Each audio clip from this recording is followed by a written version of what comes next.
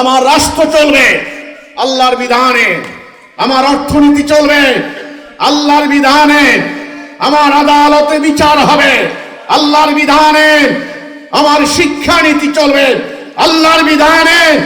পবিত্র কোরআনে আল্লাহ বলেছেন, তোমরা এক জাতি, ওয়ান নেশন, তোমরা ভাই ভাই, তোমরা মুমিন, তোমাদের একজন নেতা থাকবেন, তিনি উলিল আমর, তার আদেশ পালন করা তোমাদের জন্য ফরজ। এবার আপনারা বলেন, মুসলমান জাতি কি টুকরো টুকরো হইতে পারে? মুসলমানদের কিবলা কাবা কয়টা? একটা। একটা কাবা। মুসলমানদের কিতাব কয়টা? একটা। আল্লাহ কয়জন? রাসূল কয়জন? তাহলে আমাদের মুসলমান জাতি এত টুকরো টুকরো হয়ে গেল কেন? এখন বুঝছেন আমরা কেন মার খাচ্ছি? টুকরা টুকরা হয়ে যাওয়ার কারণে আমরা দুর্বল হয়ে গেছি।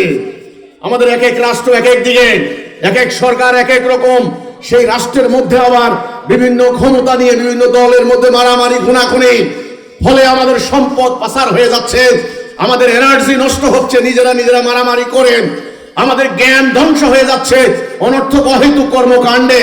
আমরা ধর্মের শিক্ষা থেকে বরং আমরা কিছু আনুষ্ঠানিকতাকে প্রাধান্য দিচ্ছি। আমরা আল্লাহর হুকুমের পরিবর্তে আমরা লেবাসকে প্রাধান্য দিয়েছি। আমরা ঐক্যের পরিবর্তে আমরা দাড়িকে এক নম্বরে নিয়ে গিয়েছি। এই রোজা কে ফরজ করছেন? আল্লাহ। কুতিবা আলাইকুমুস সিয়াম, তোমাদের জন্য রোজা ফরজ। সেই আল্লাহ বলেছেন, কুতিবা আলাইকুমুল কিতাল, তোমাদের জন্য যুদ্ধ ফরজ।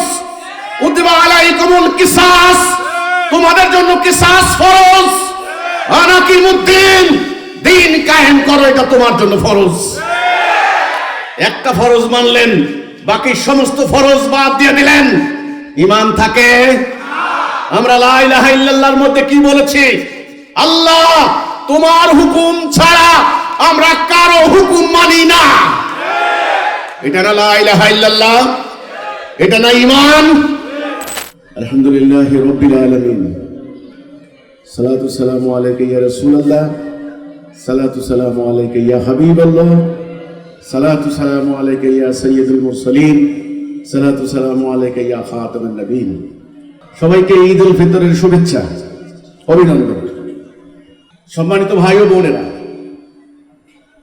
এমন একটি সময় আমরা এই জামায়াতের আমরা সালা কায়েম করব, এই সময়টা আমাদেরকে এই সময়টা অনুধাবন করতে হবে। আজকে এই সময়ে সারা বাংলাদেশে হাজার হাজার জামায়াত হচ্ছে, কোটি কোটি মুসল্লি আজকে এই ঈদের নামাজ পড়বেন, আনন্দ করবেন, ঘরে গিয়ে মিষ্টি খাবেন, কোলাকুলি করবেন, আত্মীয় স্বজনের বাড়িতে বেড়াতে যাবেন, ভালো মন্দ রান্না করবেন, খাওয়া দাওয়া করবেন। ঠিক এমন একটি মুহূর্তে আজকে যদি বিশ্ব মুসলমানদের পরিস্থিতি পরিণতি যদি আপনারা অবলোকন করেন, দেখেন, তাহলে আমি বলবো ইতিহাসের কোনো কালে একসঙ্গে সারা দুনিয়াতে মুসলমানদের এই করুণ পরিণতি আর হয়েছে বলে আমার জানা নেই। 8 কোটি মুসলমান উদ্বাস্তু। আমরা যখন এখানে নামাজ পড়ব, আনন্দ করব, আমাদের বাড়ির পাশের মিয়ানমারের 24 লক্ষ মুসলমান তাদের বাড়িঘর থেকে বের করে দিয়েছে। এই মুহূর্তে গতকাল পর্যন্ত ইরানে এমন ভাবে হামলা করেছে, প্রায় 10,000 স্থাপনায় আক্রমণ চালিয়েছে। 10,000। সেখানে এ পর্যন্ত তাদের জাতীয় নেতা থেকে শুরু করে তাদের কর্মকর্তা অধিকাংশই খুন, মার্ডার। প্যালেস্টাইনের গত 2 বছরে 1 লক্ষ থেকে 1.25 লক্ষ মুসলমানকে হত্যা করেছে, কমপক্ষে 25 থেকে 30 লক্ষ মুসলমানকে উদ্বাস্তু করেছে। পুরো মধ্যপ্রাচ্যে এখন আগুন জ্বলছে। ওরা ইরান মারছে মিসাইল, ইরান থেকে এবার ওমান, কাতার, সৌদি আরব, ইরাক, এই সমস্ত স্থাপনাগুলিতে আক্রমণ চালাচ্ছে। তাহলে উদ্বাস্তু হচ্ছে মুসলমান, সম্পদ ধ্বংস হচ্ছে মুসলমানের, নেতা নেত্রী মারা যাচ্ছে মুসলমানদের, বাড়িঘর ধ্বংস হচ্ছে মুসলমানের। আমরা এরকম মাইর খাচ্ছি কেন? আমার প্রশ্ন হচ্ছে এটা। আমাদের এই অবস্থা হওয়ার কারণ কি? আমাদের সংখ্যা কি আমরা দুর্বল? দুনিয়াতে আমাদের সংখ্যা 240 কোটি। 240 কোটি মুসলমান আমরা, 57টা রাষ্ট্র আমাদের। সারা দুনিয়াতে তেল সম্পদ 70% আমাদের মুসলমানদের। সারা দুনিয়াতে 34%, 31 থেকে 34% মুসলমান। তাহলে লক্ষ লক্ষ আলেম, মৌলানা, মুফতি, আমাদের 240 কোটি মুসলমান, বিপুল জনসংখ্যা, এত সম্পদ, আমরা মার খাই কেন? বিশ্বের যেখানে যান শুধু মুসলমানদের জিল্লতি, অবমাননা, পরাজয়, লাঞ্ছনা। কারণটা কি? এই কারণটা আমাদেরকে অনুসন্ধান করতে হবে। আজকে এই জামাতে আমি দেখলাম, আমি আসতে আসতে দেখলাম অনেক জায়গায় রাস্তার পাশে মসজিদে জামাত হচ্ছে, মাঠের মধ্যে জামাত হচ্ছে, অনেক জায়গায় জামাত হচ্ছে। জামাতের মধ্যে আমাদের উলামায়ে কেরাম বয়ান রাখছেন। গত 2 দিন আগে আমি সোশ্যাল মিডিয়ায় আমার একটা বক্তব্য আমি দিয়েছি। সারা বাংলাদেশের যত আলেম ওলামা আছেন আমি সবাইকে বলেছি, মোহতারাম উলামায়ে কেরাম, এ পর্যন্ত বহু মাহফিল করেছেন, বহু নসিহত করেছেন, অনেক অহেতুক অনর্থক বিষয় নিয়ে সময় নষ্ট করেছেন। এক ফেরকা আরেক ফেরকাকে টার্গেট করে সমালোচনা করেছেন, কাফের মুরতাদ ফতোয়া দিয়েছেন। এইবারে দয়া করে মুসল্লিদের সামনে জাতির গুরুত্বপূর্ণ সংকটের কথা বলুন। কোন শক্তিকে ভয় পাবেন না। এখন আমাদের বাঁচা মরার লড়াই, এটা আমাদের মুক্তির লড়াই। ইসলাম জীবন্ত জীবন ব্যবস্থার নাম। ইসলাম মরা কোনো ধর্মের নাম নয়। ইসলাম বাস্তব সংকটের, বাস্তব সমস্যার সমাধানের নাম। আমি জানি না, আমি বাসা থেকেই অনেক মৌলানার বক্তব্য শুনছিলাম। ওনারা রোজার মাহাত্ম্য, রোজার ফজিলত বর্ণনা করছেন, দান খয়রাতের ফজিলত বর্ণনা করছেন। আরে এই পর্যন্ত তো এই ওয়াজ আপনারা করলেন। ঈদের মাঠে এসে শুধুমাত্র ওই যে যাকাতের, সাদাকাত, দান খয়রাতের ওয়াজ, দান করেন, দান করেন, যাকাত দেন, সাদাকাত দেন, কে কয়টা রোজা ভাঙছেন, এই যাকাত দেন, এগুলা দেন, এগুলা দেন। আরে ভাই, এখন জাতির সংকট কি? এখন কি নিয়ে কথা বলতে হবে সেটা নিয়ে আলোচনা করেন। আমি বলেছি, এখন আমাদের 1 নাম্বার সংকট ঐক্যের সংকট। আমরা পৃথিবীতে মার খাচ্ছি এই ঐক্যহীনতার কারণে। আজকে যদি কোন রকমে এই মরা জাতিকে যদি আপনি ঐক্যবদ্ধ করতে পারেন, আগামী দিন দুনিয়া আপনার পায়ের নিচে আসবে। আপনি ওইদিকে প্রশান্ত মহাসাগরের ওই করোনা থেকে শুরু হয়েছে মুসলিম জাহানের জায়গা জমি, সেই ইন্দোনেশিয়া থেকে শুরু করে আটলান্টিকের তীর পর্যন্ত, সেই কাসাব্লাঙ্কা পর্যন্ত 57টা রাষ্ট্র। এই আপনার হলো সৌদি আরব, প্রায় আমার যদি ভুল না হয় 25 থেকে 26 লক্ষ বর্গ কিলোমিটার একটা রাষ্ট্র। আর ইরান 16.5 লাখ, 10 কোটি ইরানের মানুষ। আর ইরান মানে সৌদি আরব 26 লক্ষ বর্গ কিলোমিটার।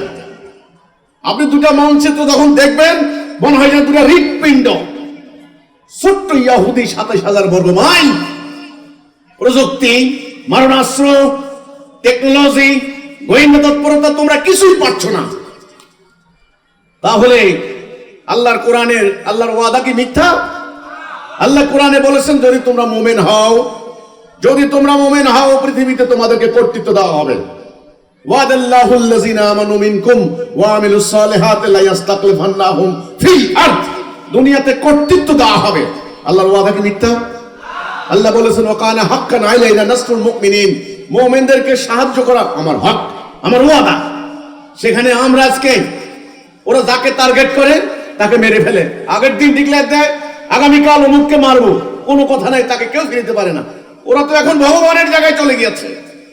ওরা যাকে টার্গেট করছে তার মৃত্যু অবধারিত। আজকে নবী করিম সাল্লাল্লাহু আলাইহি ওয়াসাল্লামের একটা হাদিস আমার মনে পড়ছে বারবার, আমার মনে পড়ছে বারবার। আমার রাসূল বলেছেন, সময় আসবে ইসলাম শুধু নাম থাকবে, এই থাকবে, ইসলাম শুধু নাম থাকবে, কোরআন শুধু অক্ষর থাকবে, মসজিদগুলি হবে লুকে লুকারণ্য, সেখানে হেদায়েত থাকবে না। আজকে আমাদের এই সময়টা এসে উপস্থিত হয়েছে, কোরআন শুধু নাম। কোরআন পড়া হচ্ছে, মুখস্থ করা হচ্ছে, তাফসীর করা হচ্ছে, কিন্তু কোরআনের কোনো বাস্তবায়ন আছে? কোরআনের কোনো ইমপ্লিমেন্টেশন আছে? কোরআনের কোনো প্রয়োগ আছে? নো। কেন আমরা দুনিয়াতে মার খাবো? কেন? পবিত্র কোরআনের একটা আয়াত, রব্বানা আতিনা ফিদ দুনিয়া হাসানাতাও ওয়া ফিল আখিরাতি হাসানাতাও ওয়া কিনা আযাবান নার। আল্লাহ আমাদের দুনিয়ার জীবনকে সুন্দর করে দাও, পরকালের জীবনকে সুন্দর করে দাও। আমাদের দুনিয়ার জীবনের এই জিল্লতি, এই লানত, আমাদের 240 কোটি মুসলমান আজকে পাশ্চাত্য সভ্যতার ভয়ে, আতঙ্কে আজকে নত জানু। আমরা আজকে ভীত সন্ত্রস্ত, আমরা আজকে বহুদা বিভক্ত। আমাদের জাতীয় নেতারা আজকে নত জানু, তাদের উপরে কথা বলার কোনো ক্ষমতা নাই। তারা যদি বলে তোমার মাটির নিচে তেল দিয়ে দিতে হবে, কিছু বলার নেই। তোমার বন্দর দিয়ে দিতে হবে, কিছু বলার নেই। আমাদের দিয়ে দিতে হবে, তা না হলে আমাদেরকে শাসককে হত্যা করা হবে, বোম মেরে একটার পর একটা ধ্বংস করে দেওয়া হবে। কোনো বিচার নাই, কোনো বিচার নাই। অথচ ইসলামের উত্থান হয়েছে মানব জাতিকে মুক্তি দেওয়ার জন্য। কুনতুম খায়রা উম্মতি উখরিজাত লিন-নাস তা'মুরুনা বিল মা'রুফ ওয়া তানহাউনা আনিল মুনকার। তোমরাই সেরা জাতি। এটা আল্লাহর ঘোষণা। কার ঘোষণা? আল্লাহর ঘোষণা কি মিথ্যা হতে পারে? আল্লাহ বলেছেন তোমরা সেরা জাতি, খায়রা উম্মাহ। তোমাদের উত্থান ঘটানো হয়েছে, তোমরা সৎ কাজের আদেশ দিবে, অসৎ কাজ থেকে বিরত রাখবে। জনগণকে, মানব জাতিকে সৎ পথে, ন্যায়সঙ্গত পথে পরিচালিত করার জন্য যে উম্মাহর আবির্ভাব হয়েছে, মানুষের মানবাধিকার প্রতিষ্ঠা করার জন্য, মানুষের সমাজের ন্যায় বিচার প্রতিষ্ঠা করার জন্য, মানুষে মানুষে, বর্ণে বর্ণে, গোত্রে গোত্রে হানাহানি বন্ধ করার জন্য যে আদর্শের জন্ম হয়েছে, সেই মুসলমান আজকে নিজেরাই অধিকার হারা, বঞ্চিত, নিজেরাই আজকে লাঞ্ছিত, অসহায়, নিজেরা আজকে পাশ্চাত্যের তাদের কাছে আজকে ভিক্ষা মাগে। এই জন্য কবি নজরুল বলেছিলেন, কোথা সে মুসলমান। এই মার খাওয়ার মেইন কারণ আমরা ঐক্য নষ্ট করেছি। কি নষ্ট করেছি? ঐক্য নষ্ট করেছি। সম্মানিত ভাই বোনেরা, আজকে জাতির মহা সংকট। এখানে অনেক গুরু দায়িত্ব আপনাদেরকে পালন করতে হবে। পুরো ব্যাপারটা ভালো করে বুঝে নিতে হবে। আমাদের ঐক্য নষ্ট হলো কেন?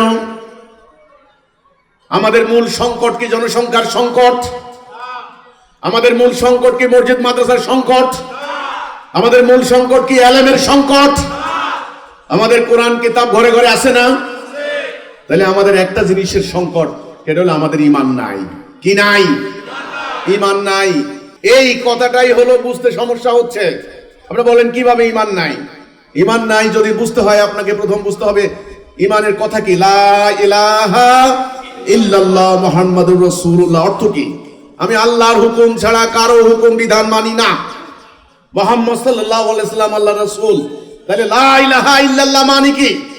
আল্লাহর বিধান ছাড়া কারো বিধান মানি না, আল্লাহর হুকুম ছাড়া কারো হুকুম মানি না। লা ইলাহা ইল্লাল্লাহ হচ্ছে বান্দার সাথে আল্লাহর একটা চুক্তি, আল্লাহর একটা কন্ট্রাক্ট। বান্দা এই চুক্তি করলো যে আমি আল্লাহর বিধান ছাড়া কারো বিধান মানি না। এটা হলো বান্দার সাথে আল্লাহর চুক্তি।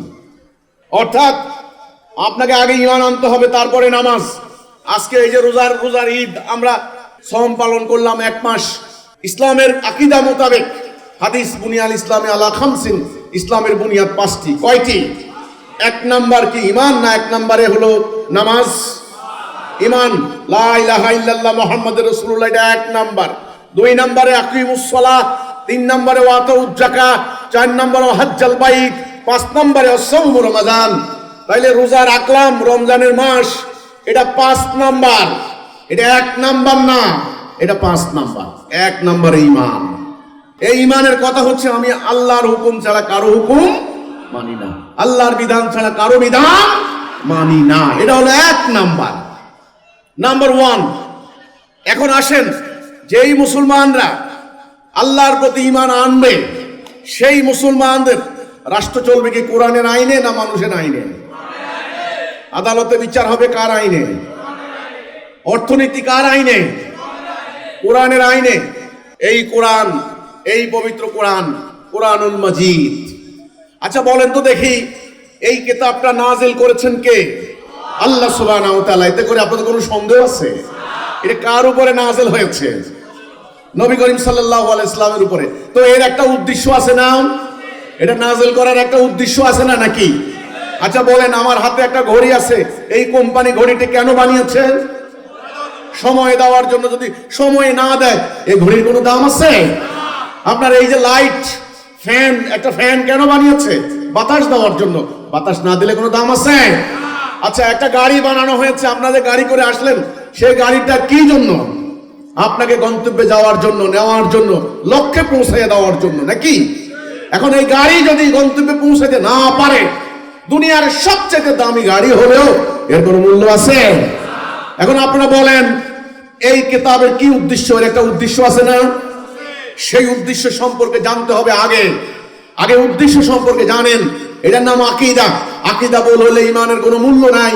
সমস্ত হক্কানি আলেমরা এই ব্যাপারে একমত। তাহলে নবীর আগমনের উদ্দেশ্য কি ছিল? সূরা ফাতিহা 28, সূরা সফ 9, সূরা তাওবা 33, ওয়াল্লাযী আরসালা রাসূলাহু বিল হুদা ওয়া দীনিল হক লিইয়ুযহিরাহু আলাদ দীনি কুল্লিহি। আল্লাহ বলেছেন, হেদায়েত এবং সত্য দিন দিয়ে আমি রাসূল পাঠিয়েছি, যেন অন্যান্য সমস্ত দ্বীনের উপরে এটাকে বিজয়ী করে, এটাকে গালেব করে, এটাকে জাহির করে। তাহলে রাসূল আগমনের উদ্দেশ্য কি বলেন? আল্লাহর এই দ্বীনটাকে মানব জীবনে প্রতিষ্ঠা করা। আল্লাহর উদ্দেশ্য হচ্ছে এই পৃথিবীতে বনি আদম আল্লাহর খেলাফত করবে। কার খেলাফত করবেন? আল্লাহর খেলাফত করবে। আল্লাহর খেলাফত যেন করতে না পারে, সেজন্য শত্রুকে দাঁড়িয়ে আছে ইবলিস। এই জন্য আল্লাহ রাব্বুল আলামিন আমরা যেন আল্লাহর খেলাফত করতে পারি, তিনি যুগে যুগে নবী রাসূলদের মাধ্যমে হেদায়েত পাঠিয়েছেন। তিনি বলেছেন, ফাইম্মা ইয়াতিয়ান্নাকুম মিন্নি হুদা ফামান তাবিআ হুদায়া ফালা খাউফুন আলাইহিম ওয়া লা হুম ইয়াহজানুন। আমি হেদায়েত দেব। হেদায়েত কে দিবেন? আল্লাহ। আমি হেদায়েত দেব, যারা এই হেদায়েতের মধ্যে হেদায়েত এতায়া করবে তাদের কোনো ভয় নাই, তাদের কোনো চিন্তা নাই। এই হেদায়েত হচ্ছে লা ইলাহা ইল্লাল্লাহ। সকল নবী রাসূলরা এই হেদায়েত নিয়ে এসেছেন। লা ইলাহা ইল্লাল্লাহ। আদম সফিউল্লাহ, লা ইলাহা ইল্লাল্লাহ। ইব্রাহিম খলিলুল্লাহ, লা ইলাহা ইল্লাল্লাহ। মুসা কালিমুল্লাহ, লা ইলাহা ইল্লাল্লাহ। ঈসা রুহুল্লাহ, লা ইলাহা ইল্লাল্লাহ। মুহাম্মাদুর রাসূলুল্লাহ। তাহলে আমরা ঈমান কেন আনবো? ঈমান আনবো এই জন্যে, ঈমান আনার অর্থ হচ্ছে আমি আল্লাহর হুকুম ছাড়া আমি কারো হুকুম মানি না। আমার রাষ্ট্র চলবে আল্লাহর বিধানে, আমার অর্থনীতি চলবে আল্লাহর বিধানে, আমার আদালতে বিচার হবে আল্লাহর বিধানে, আমার শিক্ষানীতি চলবে আল্লাহর বিধানে। পবিত্র কোরআনে আল্লাহ বলেছেন, তোমরা এক জাতি, ওয়ান নেশন, তোমরা ভাই ভাই, তোমরা মুমিন, তোমাদের একজন নেতা থাকবেন, তিনি উলিল আমর, তার আদেশ পালন করা তোমাদের জন্য ফরজ। এবার আপনারা বলেন, মুসলমান জাতি কি টুকরো টুকরো হইতে পারে? মুসলমান জাতি কি খণ্ড বিখণ্ড হইতে পারে?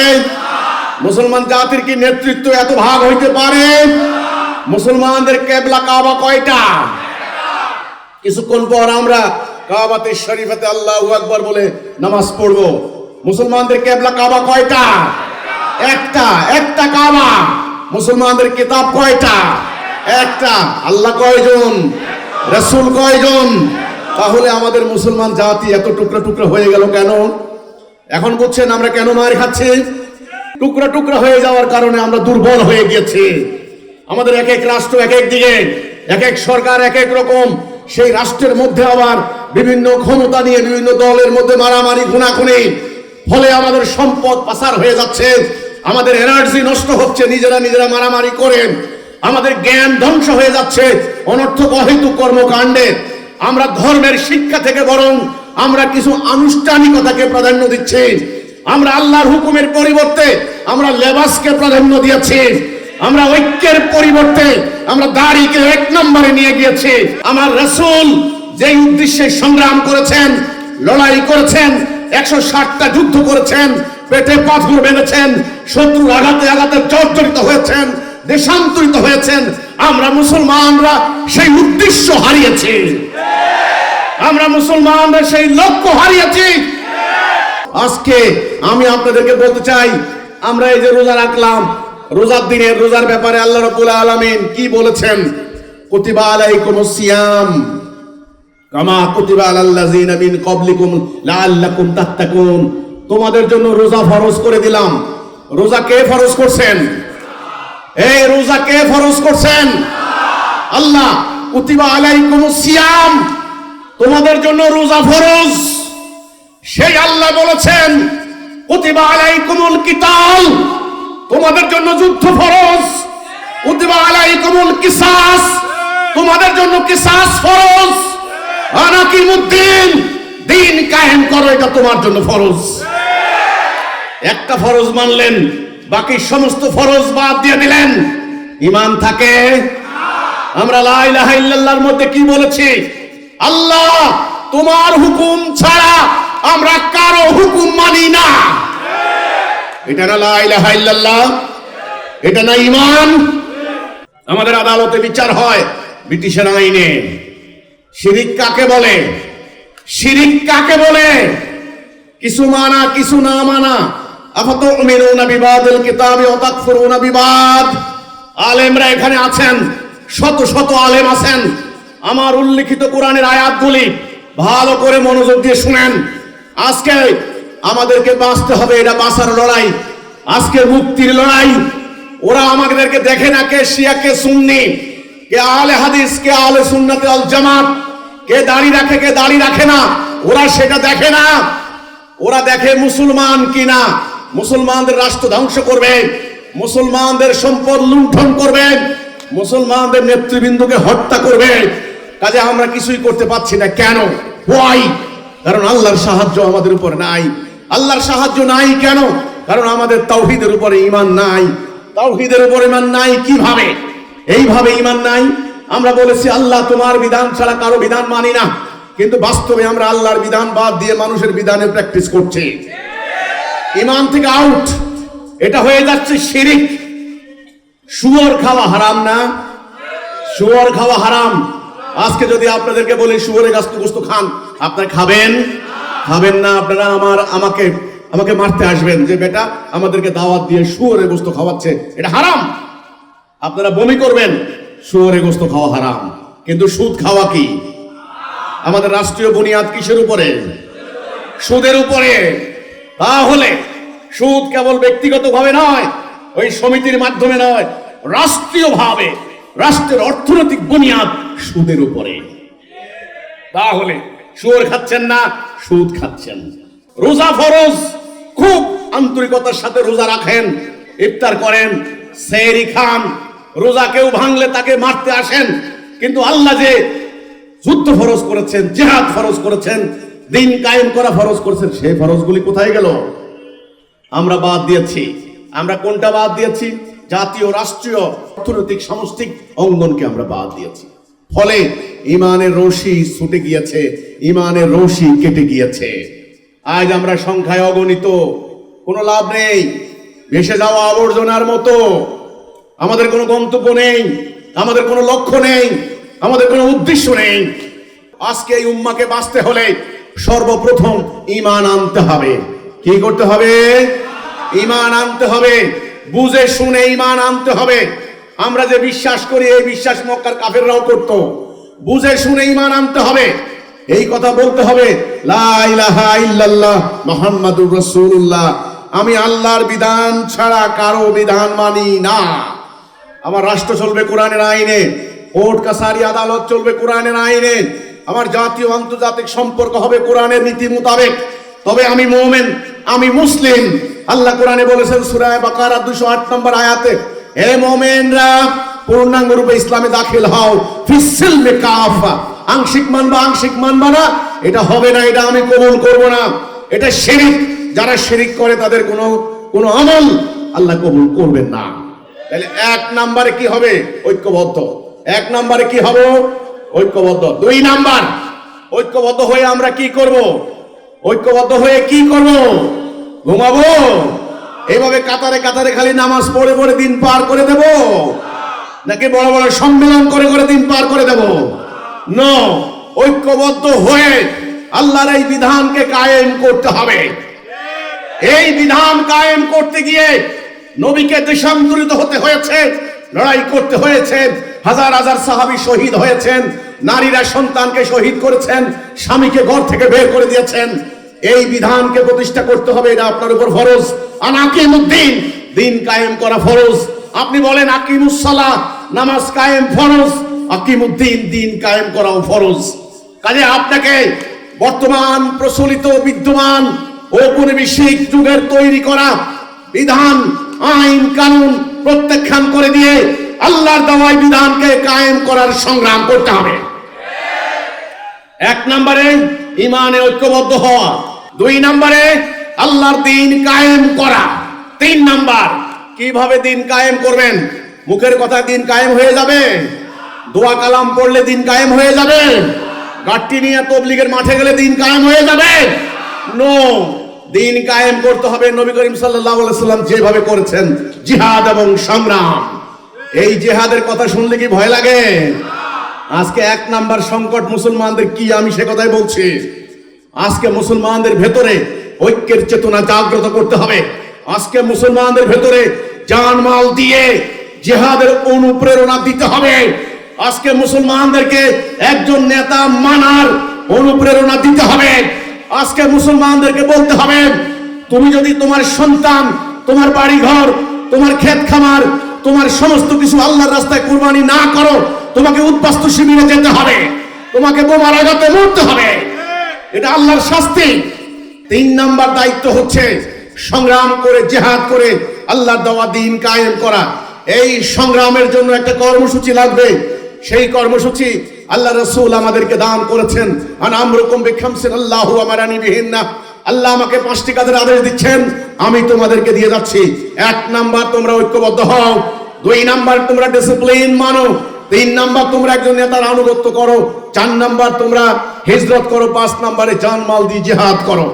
এই 5 দফা কর্মসূচির উপরে একদল মানুষকে ইস্পাতের মতো ঐক্যবদ্ধ হয়ে সংগ্রাম করে আল্লাহর দ্বীন যখন কায়েম করবেন, তখন আপনি প্রকৃত মুমিন, প্রকৃত মুসলিম, প্রকৃত উম্মতে মুহাম্মদী। আজকে সারা বাংলাদেশের হাজার হাজার জামায়াত কি হয় নাই? হয়েছে কিনা? এই জামায়াতগুলিতে যারা ইমামতি করেছেন, আমাদের ইমাম সাহেবরা, তারা নানান ফেরকার ইমাম। কেউ আহলে হাদিসের ইমাম, কেউ আহলে সুন্নাত ওয়াল জামাতের ইমাম, কেউ খারেজি, কেউ ওহাবি, কেউ সালাফি, কেউ আলিয়া মাদ্রাসার, নানান ভাবে কিনা। আপনারা বলেন, এই যে যারা মুসল্লি, যারা নামাজ পড়তে গেলেন, এই যে ইমাম সাহেবের পিছনে কাতারে দাঁড়াইলেন, ওই মাথায় আওয়ামী লীগ, এই মাথায় বিএনপি, এই মাথায় জামাত শিবির, এই মাথায় এনসিপি, এই মাথায় জাসদ, এটা বাসদ, এটা কমিউনিস্ট, এটা চরমোনাই, এটা জমাত, এটা দেওয়ানবাগি, এটা রাজারবাগি।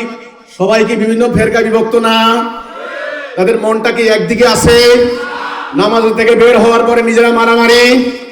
আর যিনি ইমামতি করেন, ওনাকে আজকে ওনার ভালো ইনকাম হবে, একটা মোটা টাকা দিয়ে দিচ্ছেন, উনি হলেন বেতনভুক্ত কর্মচারী। আমার বিরুদ্ধে কেন এত প্রপাগান্ডা, কেন এত রাগ, কেন এত ক্ষোভ? এখন বুঝবেন, এটা ইসলাম নয়। ইসলাম এখানে পারমিশন দেয় না। ইসলাম একটা জাতিসত্তার নাম, ইসলামের একটা জাতি, ইসলাম একটা রাষ্ট্র ব্যবস্থার নাম। এই জাতিকে পরিচালিত করার জন্য একটা সংবিধান। ইসলামের একজন নেতা, তিনি খলিফাতুল মুসলিমিন, তিনি আমিরুল মুমিনিন, তিনি ইমামুল মুত্তাকিন। সেই রাষ্ট্রের ইমাম, খলিফা, আমির, তিনি জায়গায় জায়গায় কোথায় কোথায় জামাত হবে, যার যেমন খুশি জামাত করতে পারবে না। তিনি জামাত নির্ধারণ করে দিবেন। গভর্নমেন্টের অফিস থেকে যেমন অনুমোদন নেওয়ার প্রয়োজন হয়, তেমনি অনুমোদিত জায়গায় জামাত হবে। যিনি খুতবা দিবেন ইমাম, তিনি সরকারের কর্মকর্তা, গভর্নর তথা ম্যাজিস্ট্রেসি পাওয়ার নিয়ে তিনি ইমামতি করবেন। আর তিনি যে খুতবা দিবেন, এই খুতবা মরা খুতবা নয়, ওনার মন মতো বয়ান নয়, ওনার ইচ্ছা মতো বিভিন্ন ফেরকার বয়ান নয়। এটা হলো জাতির সংকট নিয়ে বয়ান। রাষ্ট্রের প্রধান খলিফা তিনি লিখিত ভাষণ দিবেন, সেই ভাষণ জায়গায় জায়গায় প্রসারিত হবে, পুরো মরা জাতি জিন্দা হয়ে যাবে। আজকে কি সেই জামাত আছে? আজকে কি সেই ঈদের জামাত আছে? আজকে সেই ইসলাম যদি আপনারা না আনেন, আমি আবার বলতে চাই, আজকের ঈদ উল ফিতরের এই দিনে ঢাকা মহানগরী আমাদের হিজবুত তাওহীদ আমাকে যখন বলেছে আমরা জামাত করব, আমি বলবো তোমরা ঢাকা মহানগরীতে একটা জামাত করো, সবাইকে একত্রিত করো, এক জায়গায় আনো। জামাতের উদ্দেশ্য কি? এখানে কিছু দিক নির্দেশনা দেওয়া হবে, এখানে জাতির নেতা জাতির সদস্যদেরকে ডাইরেকশন দিবেন আগামীকাল তারা কিভাবে চলবে। মুসলমানদের কোন সমাবেশ অনর্থক হতে পারে? মুসলমানদের কোন সমাবেশ খালি আনুষ্ঠানিকতা হতে পারে? আসলাম, কোলাকুলি করলাম, চলে গেলাম, যার যার মনের ভিতরে দলবাজি দলের পূজা রেখে চলে গেলাম। আর যিনি ইমাম সাহেব উনি এক বান্ডেল টাকা নিয়ে ইমামতি করে বস নাচতে নাচতে চলে গেলেন। মুসল্লিরা কি কোনো ডাইরেকশন পেল? মুসল্লিরা কোনো দিক নির্দেশনা পেল? খেলাফতের পক্ষ থেকে কোনো নির্দেশনা পেল? পেল না। খেলাফত তো নাই, খেলাফত তো ধ্বংস হয়ে গেছে, আল্লাহর কিতাব তো চলে না। এটা এখন মুখস্থ করা হচ্ছে, এটা এখন তাফসীর করে বান্ডেলে বান্ডেলে টাকা কামাই করা হচ্ছে। একটা গাড়িকে বানানো হয়েছে এটাকে চালিয়ে গন্তব্যে যাওয়ার জন্য, গাড়ির ভিতরে ঘুমাইয়া ঘুমাইয়া দিন পার করার জন্য না। আজকে প্রকৃত ইসলাম নিয়ে আমাদেরকে কথা বলতে হবে। নামাজ 2 নাম্বার, ঈমান 1 নাম্বার। ঈমান আগে, আগে নামাজ না, আগে রোজা না, আগে হজ না, আগে ঈমান। এই ঈমানের কথা হচ্ছে আল্লাহ তোমার হুকুম ছাড়া কারো হুকুম মানি না, লা ইলাহা ইল্লাল্লাহ মুহাম্মাদুর রাসূলুল্লাহ। 2 নম্বরে কাজ হচ্ছে এই ঈমান প্রতিষ্ঠা করার জন্য জান মাল দিয়ে জিহাদ। জিহাদ কেন করবেন? এই দিনটাকে প্রতিষ্ঠা করার জন্য। এটা প্রতিষ্ঠা কেন করবেন? এটা প্রতিষ্ঠা না করলে মানুষ শান্তি পাবে না, ন্যায় বিচার পাবে না, জাতিতে জাতিতে গোত্রে গোত্রে বর্ণে বর্ণে অবিচার যুদ্ধ মারামারি বন্ধ হবে না, মানবাধিকার প্রতিষ্ঠা হবে না, সাম্য প্রতিষ্ঠা হবে না। এই জন্য এটা প্রতিষ্ঠা করতে হবে, এটা কায়েম করতে হবে। এটা প্রতিষ্ঠা করার জন্য আপনার যে চারিত্রিক গুণাবলী দরকার, আপনার যে মানসিক স্থিরতা দরকার, আধ্যাত্মিক প্রেরণা দরকার, শারীরিক ফিটনেস দরকার, সেটার জন্য এই প্রশিক্ষণ স্বরূপ নামাজ, রোজা, হজ, যাকাত। মুমিনের সংজ্ঞা সূরা হুজরাতের 15 নম্বর আয়াত। আল্লাহ বলছেন নিশ্চয় তাহারাই মুমিন যারা আল্লাহ এবং তার রাসূলের উপর ঈমান আনে, এতে কোনো সন্দেহ করে না, জান মাল দিয়ে জিহাদ করে। দেখেন মুমিনের সংজ্ঞাই জিহাদ, নবীর জীবন ভর্তি জিহাদ, 600 আয়াত জিহাদের। সেখানে আমাদের জাতির মধ্যে আজকে হাজার হাজার হাজার হাজার জামাত হয়েছে, একটা জামাতে কি জিহাদের আলোচনা হয়েছে? আলোচনা করবেন না, আমাদের আলেমরা আলোচনা করবেন না, করলে ইমামতি চলে যাবে, প্রভুরা নাকশ হবে, সরকার ধরবে। এই যে আল্লাহ বললেন আমি যা নাযিল করেছি তা গোপন করো না, তা গোপন করো না, বিনিময় মূল্য গ্রহণ করবে না। যারা আল্লাহর কথাকে গোপন করে, যেই কথা যেখানে বলা দরকার সেখানে বলে না, রাসূল যা করেছেন তা করে না, সেটা কি ইসলাম? সেটা কি ইসলাম? আমরা কি আল্লাহর সাহায্য পাবো? আল্লাহ তো আমাদের ভিতরটা দেখেন, আমরা কাকে ভয় পাচ্ছি? ভিতরটা দেখেন না? আল্লাহ বললেন আল্লাহু আলিমুল গায়ব বিজাতিস সুদূর, তোমার সুদূরের খবর আমি জানি। আমাদের মসজিদ আছে, মসজিদের উদ্দেশ্য ভুলে গিয়েছে। কোরআন আছে নাকি কোরআন বিকৃত করা হয়েছে? কোরআনের উদ্দেশ্য ভুলে দেওয়া হয়েছে। নামাজ আছে, নামাজের উদ্দেশ্য ভুলে দেওয়া হয়েছে। হজ আছে, হজের যে আকীদা উদ্দেশ্য সেটা ভুলে গিয়েছে। রোজা আছে, কিন্তু রোজার উদ্দেশ্য ভুলে গিয়েছে। এই জন্য আল্লাহ রাসূল বলেছেন এমন সময় আসবে মানুষ রোজা রাখবে, না খেয়ে থাকা হবে। কখন কি কাজ করতে হবে, কেন করতে হবে, এই আকল, এটা জানার নাম আকীদা।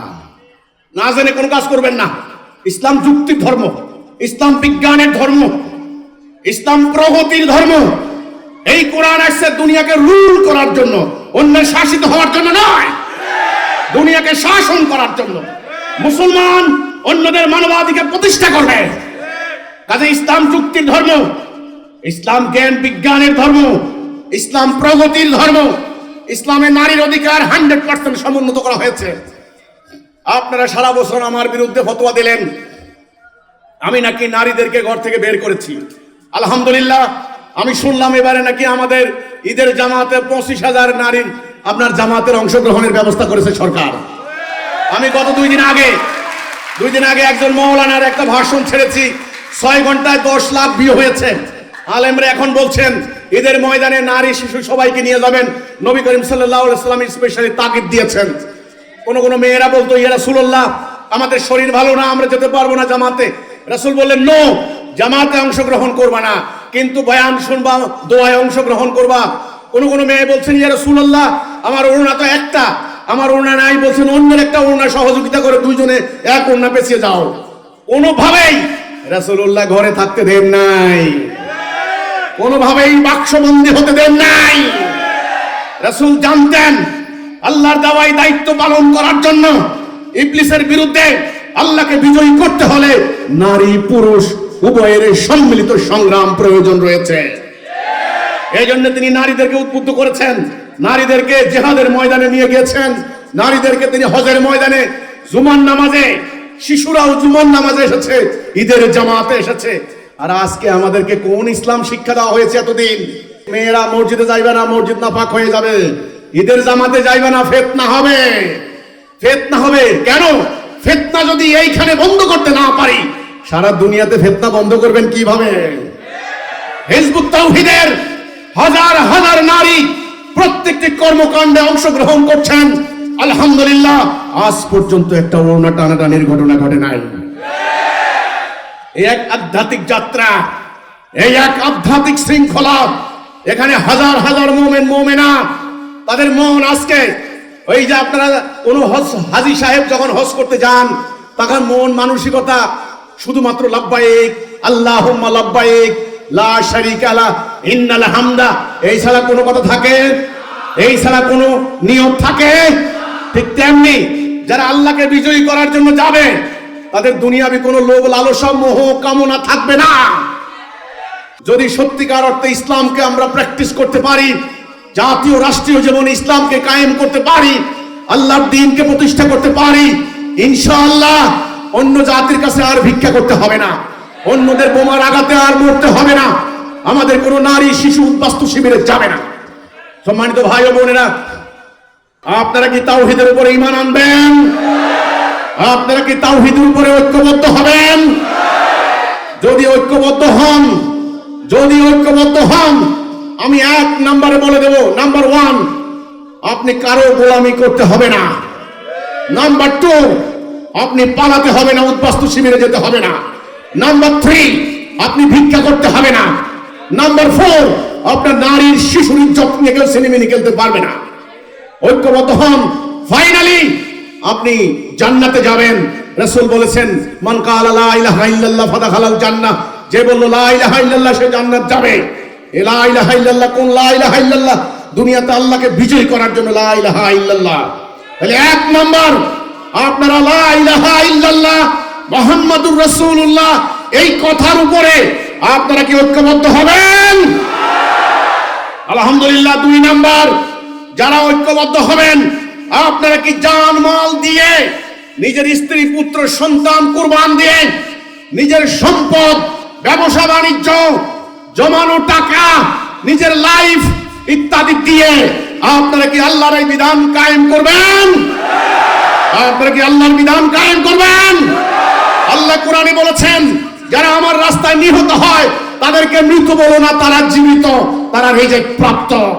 কাজেই আল্লাহর এই বিধান কায়েম করার জন্য যারা জীবন দেবেন তারা শহীদ, আল্লাহর পক্ষ থেকে রিজিক প্রাপ্ত। আজকে বাংলাদেশে প্রতি বছর 10,000 মানুষ মারা যায় ট্রাকের তলে পড়ে, লঞ্চে ডুবে, দুর্ঘটনায় পানিতে পড়ে 10,000 মানুষ মারা যায়। পঙ্গু হাসপাতালে গিয়ে দেখেন হাজার হাজার মানুষের আহাজারি। আপনি দুর্ঘটনায় মরবেন না, আপনি রোগে বুড়া হয়ে হাসপাতাল থেকে অক্সিজেনের সিলিন্ডার কিনে বাঁচার দরকার নাই। মোমেন বাঁচে একদিন, আর কাপুরুষ বাঁচে 1000 বছর। কাজেই আপনি এই অঙ্গীকার করবেন, আল্লাহ একদিন বাঁচবো তোমার আনুগত্য করে বাঁচবো, একদিন বাঁচবো তোমার খেলাফত করে বাঁচবো। আপনারা কি পালাইতে চান বস্তু শিবিরে? যদি না চান তবে এই তাওহীদকে প্রতিষ্ঠা করতে হবে, এই দ্বীনকে প্রতিষ্ঠা করতে হবে। 3 নাম্বার, আমি দাঁড়িয়েছি এই মানব জাতির মুক্তির জন্য। আমি দাঁড়িয়েছি হতভাগা দুর্ভাগা মুসলমান জাতিকে বাঁচানোর জন্য। আমি দাঁড়িয়েছি এই জাতি যেন আল্লাহর খেলাফত করে, এই জাতি যেন আল্লাহর হুকুম মানে। আপনারা কি আমার সঙ্গে থাকবেন? আপনারা কি আমার সঙ্গে থাকবেন? আলহামদুলিল্লাহ, আমি অঙ্গীকার করছি আমরা বাঁচবো একসাথে, মরবো একসাথে। আজকের এই ঈদের জামাত থেকে আমি আপনাদেরকে একটা দায়িত্ব দিচ্ছি। আপনারা আমার দায়িত্ব মনোযোগ দিয়ে খেয়াল করুন। আপনাদের পাড়ায় মহল্লায় যেখানে যেখানে যাবেন, সাধারণ মানুষ, শ্রমজীবী মানুষ, কৃষক, গৃহিণী থেকে শুরু করে শিল্পপতি, ডাক্তার, ইঞ্জিনিয়ার থেকে শুরু করে সচিবালয়ের কর্মকর্তা, সেনাবাহিনী, সকল শ্রেণীর পেশার মানুষকে, যারা রাজনীতি করছেন, সরকারি দল, বিরোধী দল, আলেম ওলামা, সবাইকে একটা বার্তা দিবেন। আল্লাহর পক্ষ থেকে সত্য চলে এসেছে। হে মানুষ, তোমরা ঈমানে আসো। হে মুসলমান, তোমরা জিহাদ করো। হে মুসলমান, তোমরা আল্লাহর এই বিধানের আনুগত্য করো, তোমরা বাঁচবে। আল্লাহর পক্ষ থেকে হেদায়েত চলে এসেছে। আল্লাহ বলেছেন, ফাইম্মা ইয়াতিয়ান্নাকুম মিন্নি হুদা ফামান তাবিআ হুদায়া ফালা খাউফুন আলাইহিম ওয়ালা হুম ইয়াহজানুন। আল্লাহ হেদায়েত দিবেন। আলহামদুলিল্লাহ, হেদায়েত চলে এসেছে। আমি সবাইকে উদাত্ত আহ্বান জানাই, আজকের পর থেকে এই ঈদের জামাত থেকে আপনারা গিয়ে আত্মীয় স্বজনের বাড়িতে যাবেন, দাওয়াত খেতে যাবেন, আমার কোনো আপত্তি নাই। সেখানে গিয়ে ফালতু আলাপ করবেন না। সেখানে গিয়ে ফাহিশা কথা, লাহুয়াল হাদিস, লাগোয়া অহংকারী কথা, কার ছেলে কোথায় পড়ে, কার মেয়ে কোথায় বিয়ে দিয়েছেন, এই ধরনের অহংকারী আলাপ বাদ দেন। আত্মীয় স্বজনের বাড়িতে যান, 10 মিনিট থাকবেন, 10 মিনিটের মধ্যে 9 মিনিট আল্লাহর কথা বলবেন। সেখানে বলবেন, ভাইরা আমার, বন্ধুরা আমার, তুমি আমার আত্মীয়, তুমি আমার পরিজন, এই সিরাতুল মুস্তাকিম চলে এসেছে, আসো আমরা সত্যকে আলিঙ্গন করি। আপনি অফিসে যান, আদালতে যান, রিকশায় উঠেন, বাসে উঠেন, কোথাও আপনি নিজের মুখ বন্ধ করবেন না। আল্লাহ কোরআনে বললেন, ওমান আহসানু কাওলাম মিম্মান দাআ ইলাল্লাহ ওয়া ক্বালা ইন্নানী মিনাল মুসলিমিন। তার কথা থেকে কার কথা উত্তম হতে পারে? যে মানুষদেরকে আল্লাহর দিকে ডাকে, উত্তম যুক্তি এবং হিকমত সহকারে। হিকমা ওয়াল মাউইজাতিল হাসানা উদউ ইলা সাবিলি রাব্বিকা বিল হিকমাতা ওয়াল মাউইজাতিল হাসানা। উত্তম যুক্তি এবং হিকমত সহকারে মানুষদেরকে ডাকবেন। আপনারা আত্মীয় স্বজনের বাড়িতে যাবেন, আপনারা যেখানে যাবেন, অফিস, আদালত, কল কারখানা, ইন্ডাস্ট্রি, ফ্যাক্টরি, আপনার কৃষি জমিতে যেখানে কাজ করবেন, ঈমানের ডাক, কলেমার ডাক, তাওহীদের ডাক, জিহাদের ডাক, ঐক্যের ডাক, আপনারা আমার পক্ষ থেকে এই ডাক পৌঁছে দিবেন। আপনারা বিভিন্ন পাড়ায় পাড়ায়, নগরে নগরে, বিভিন্ন জায়গায় ছড়িয়ে পড়েন।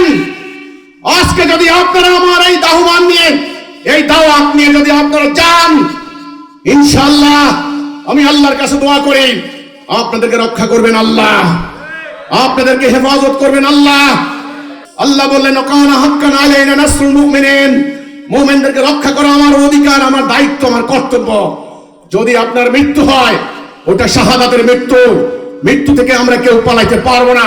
অনেকে হার্ট অ্যাটাক করে মরে, অনেকে স্ট্রোক করে মারা যায়, অনেকে দুর্ঘটনায় মারা যায়। কাজে আপনি আল্লাহর রাস্তায় মৃত্যুবরণ করতে চান, আপনারা শহীদ হতে চান, তাহলে বেরিয়ে পড়েন, বেরিয়ে পড়েন। কিসের ডাক?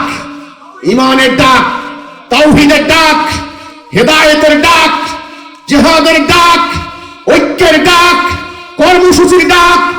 আপনারা বলবেন, আল্লাহর মনোনীত ইমাম জমিনে বিচরণ করছেন, হে মুমিন তাড়াতাড়ি ঐক্যবদ্ধ হও। এইবারে দাজ্জালের বিনাশ হবে, এইবারে দাজ্জাল ধরাশায়ী হবে, এইবারে দাজ্জাল পরাজিত হবে, এইবারে দাজ্জালের ধ্বংস হবে। আমার রাসূল যেই দাজ্জালের কথা বলেছেন, সেই দাজ্জাল দুনিয়াতে চলে এসেছে। আজকে সমগ্র দুনিয়াকে কন্ট্রোল করছে। পুরো মানব জাতি দাজ্জালকে প্রভু বলে সেজদা করছে। আমরা দাজ্জালকে সেজদা করব না।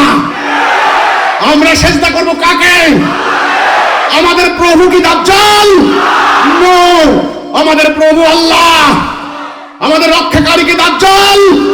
নো, আমাদের রক্ষাকারী কে?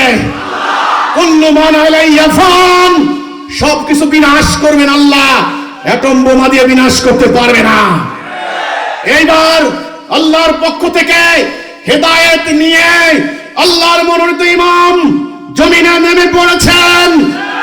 আপনারা মানব জাতিকে বলেন আমরা খেলাফত করব আল্লাহর, আমরা দাজ্জালের খেলাফত করব না, আমরা আনুগত্য করব আল্লাহর, দাজ্জালের আনুগত্য করব না, আমরা হুকুম মানব আল্লাহর, দাজ্জালের হুকুম মানব না, আমরা আল্লাহর কাছে সারেন্ডার করব, তবে আমরা মুসলিম, আমরা দাজ্জালের কাছে সারেন্ডার করব না।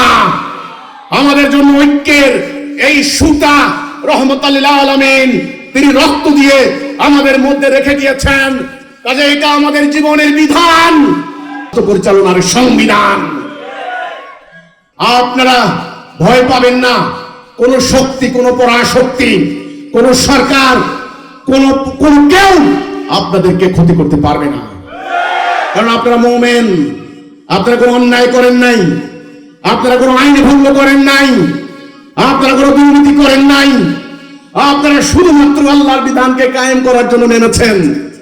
কাজেই রক্ষা করবেন কে? আল্লাহ। সম্মানিত ভাই ও বোনেরা, আমি আল্লাহর কাছে দোয়া করি আল্লাহ আপনাদেরকে মুমিন বানাক, আল্লাহ আপনাদেরকে প্রকৃত মুসলিম হওয়ার তৌফিক দান করুক, আল্লাহ আপনাকে উম্মতে মুহাম্মদী হওয়ার তৌফিক দান করুক। আল্লাহ আমাদেরকে এই পবিত্র জন্মভূমি বাংলার মাটিকে আমরা মদিনার মতো রক্ষা করতে চাই। আল্লাহ ইরাকের মুসলমান রক্ষা করতে পারে নাই, ইরানের মুসলমানরা রক্ষা করতে পারে নাই, সিরিয়ার মুসলমানরা রক্ষা করতে পারে নাই, আফগানিস্তান ধ্বংস করে দিয়েছে, কিছুই করতে পারে নাই। আল্লাহ রাব্বুল আলামিন তোমার এই জমিনে যেখানে একদল মুমিন রয়েছে, তাদের দুনিয়াতে কোনো সম্পদের চাওয়া নাই, আল্লাহ তাদের নেতৃত্বের কোনো খায়েশ নাই, কোনো আকাঙ্ক্ষা নাই, আমাদের কোনো রাজনৈতিক কোনো অভিসন্ধি অভিপ্রায় নাই। আল্লাহ আমরা শুধু চাই আমরা তোমার খলিফা, তোমার প্রতিনিধি হিসেবে তোমার দেওয়া দায়িত্ব পালন করতে। আল্লাহ আমাদেরকে হিম্মত দাও, আল্লাহ আমাদের এই জনগোষ্ঠীকে তাওহীদের জ্ঞান দাও। আল্লাহ আমাদের বিরুদ্ধে একদল উগ্রবাদী ধর্ম ব্যবসায়ী তারা মিথ্যাচার করছে, ষড়যন্ত্র করছে, আল্লাহ তুমি তাদের ষড়যন্ত্রে নস্যাৎ করে দাও। আল্লাহ মুক্তিকামী জনতা, আল্লাহ ইমানদার জনতা, আল্লাহ তোমার খেলাফতকারী জনতাকে তাড়াতাড়ি ইমামের আন্ডারে ইস্পাতের মতো ঐক্যবদ্ধ হওয়ার তৌফিক দাও আল্লাহ। আল্লাহ তাদের স্ত্রী পুত্র পরিজন, ক্ষেত খামার, ব্যবসা বাণিজ্য, ঘর বাড়ি সমগ্র কিছু হাসতে হাসতে তোমার রাস্তায় কুরবান করার তৌফিক দাও আল্লাহ। আল্লাহ প্রত্যেকটা মা যেন সন্তানকে ময়দানে নিয়ে আসে, প্রতিটা বাবা যেন হাত ধরে সন্তানকে নিয়ে আসে, বড় ভাই যেন ছোট ভাইকে নিয়ে আসে, মামা যেন ভাগিনাকে নিয়ে আসে। আল্লাহ রাব্বুল আলামিন ভাই বোন যেন একসাথে আসে, আমরা সবাই মিলে আল্লাহ তওবা করতে চাই। রব্বানা যালামনা আনফুসানা ওয়া ইল্লাম তাগফির লানা ওয়া তারহামনা লানাকুনান্না মিনাল খাসিরিন। আল্লাহ আমাদের ভুল হয়েছে, আল্লাহ আমরা গুনাহ করেছি, আল্লাহ তোমার এই বিধান বাদ দিয়ে আমরা ব্রিটিশের বিধান মেনে চলেছি, আল্লাহ আমরা ঐক্য নষ্ট করে টুকরো টুকরো হয়েছি। আল্লাহ তোমার রাসূল যে জিহাদ করেছেন সেই জিহাদ বাদ দিয়ে আমরা ভিন্ন তরিকা ধরেছি। আল্লাহ আমাদের ভুল হয়েছে, গলদ হয়েছে, আমাদের মিস্টেক হয়েছে, পাপ হয়েছে, আল্লাহ আমাদের পাপ ক্ষমা করে দাও। রব্বানা যালামনা আনফুসানা ওয়া ইল্লাম তাগফির লানা ওয়া তারহামনা লানাকুনান্না মিনাল খাসিরিন। আল্লাহ আমরা ইস্তেগফার করছি, তওবা করছি। এই জামাতে হাজার হাজার আজকে মুসল্লি এখানে উপস্থিত হয়ে আমরা এই তওবা করছি। আল্লাহ আমাদের মাফ করে দাও, আল্লাহ আমাদের ক্ষমা করে দাও। আল্লাহ তাড়াতাড়ি এই জাতিকে ঐক্যবদ্ধ হয়ে তোমার আনুগত্য করার তৌফিক দাও আল্লাহ। আল্লাহ তোমার আনুগত্য করার তৌফিক দাও আল্লাহ। আল্লাহ তোমার আনুগত্য করার তৌফিক দাও।